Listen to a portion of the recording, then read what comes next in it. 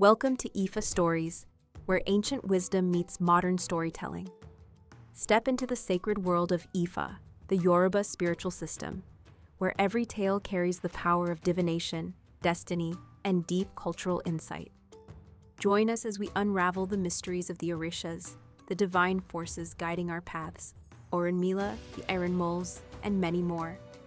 Each story is a bridge between the past and the present, weaving timeless lessons that inspire, enlighten, and transform. Embrace the wisdom, honor the tradition, and journey with us into the heart of Ifa. Subscribe now and let the stories guide you. To explore full Yoruba stories, Ifa teachings, and ancestral wisdom, visit our website, www.ifastories.com. Step into the sacred path for more resources and information. The Curse of Òsáìn. Prayer Rezo. Gbedi sain ledo ibo igbe awo, gbedi kakakuku.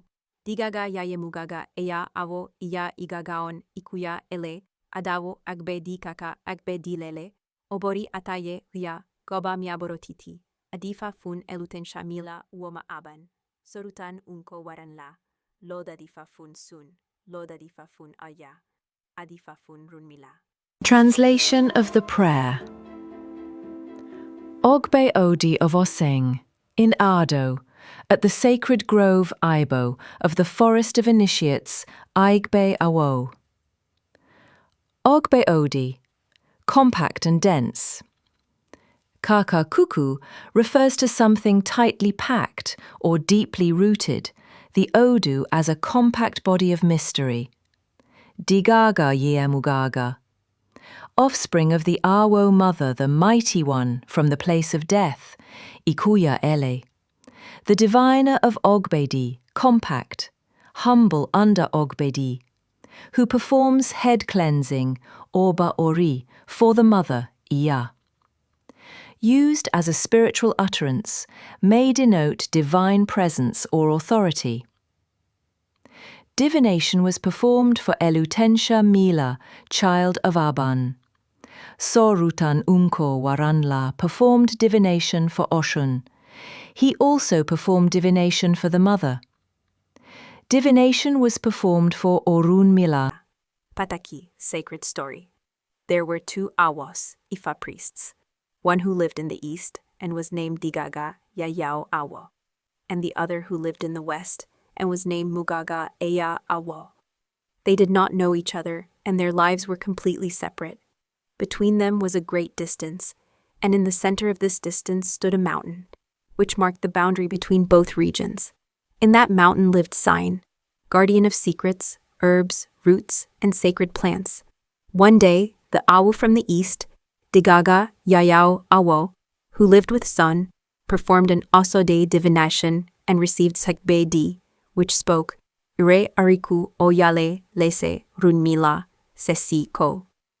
Runmila marked Ebo Misi, spiritual cleansing, especially with paragon herbs.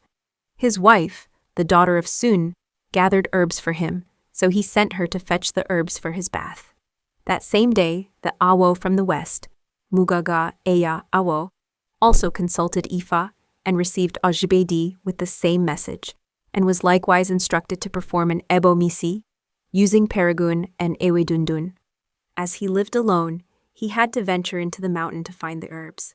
Thus, both the wife of the eastern Awo and the western Awo set out to the same mountain to collect herbs, unaware of each other.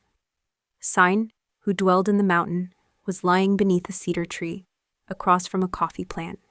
The western Awo had an addiction to coffee but didn't know the source plant or its preparation. Our son arrived first, and curious about the red round fruits on the plant, said aloud, I will pick these green berries and ripen them at home to see if they are edible. Not seeing Òsáìn beneath the cedar, she approached. Òsáìn rose and said, Son, that plant is mine. Its fruits are not eaten green or ripe. Once ripe, they must be roasted and then consumed in small doses. It's a stimulant. In excess, it becomes toxic. The western Awo, who had just arrived, hid behind a palm tree to eavesdrop. When Sun left, Òsáìn told her, Go collect your herbs and return home.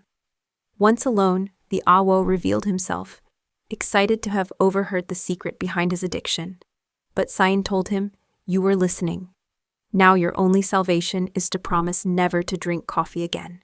If not, I will kill you," he promised. However, he didn't realize his cat Lotense, who had followed him, suddenly transformed into the spirit of Yatobi, saying, "I have always protected you in your home. What Òsáìn says is true. You must promise sincerely to never drink coffee again." The Awo made the vow, and Òsáìn, appeased, gave him another secret. He revealed the Guinea pepper plant, Agi Atareye, saying, "Use its fruit to perform Obaori, head blessings, and you will always have strength. Care for your mother, for her spirit remains with you in the form of Lotense. Live well. Toiban Esu." Note: this Odu reveals that those born under it must not drink coffee, as it weakens them slowly without their awareness. Here is born the secret of Atareye, Guinea pepper, to bless the head when ill or lacking strength. The head is cleansed with 16 seeds to revitalize the owo and preserve health. Òsáìn forgave Sun because she always brought him his spiritual offering whenever she gathered herbs.